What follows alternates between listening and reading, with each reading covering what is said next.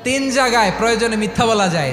এক নাম্বার, আপনার ওয়াইফকে খুশি করার জন্য, সে একটু এরকম না বলে একটু কৌশল করে বললে খুশি হবে, ওটা বলা যায়। দুই নাম্বার, জীবন মরণের ব্যাপার, যান বাঁচানোর জন্য একটু কৌশল করে ঘুরিয়ে বললেন, এটা জায়েজ। তিন নাম্বার, দুইজন ঝগড়া লাগছে তাদেরকে মিলিয়ে দেওয়ার জন্য কৌশল করে একটু মিথ্যা বলা, ঘুরিয়ে বলা যায়। দুইজনের মধ্যে দেখলেন যে সম্পর্ক খারাপ, একজনরে বললেন, ভাই সে তো ওই দিন আপনার ব্যাপারে অনেক প্রশংসা। কি আমার ব্যাপারে প্রশংসা? কি বললো? এই বললো আপনি নাকি এই করছেন ওই করছেন, অনেক প্রশংসা। লোকটার মন খুশি হয়ে যাবে তার ব্যাপারে, ঠিক কিনা?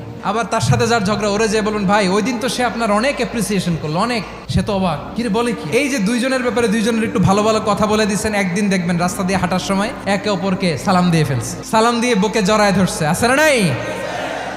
আবার মিলমিশ হয়ে গেছে। কিন্তু আমাদের স্বভাব হইলো, দুই প্রতিবেশী যদি একসাথে বসে একসাথে হাঁটে, দূর থেকে দেখলে আমাদের জ্বলে, আছে না নাই?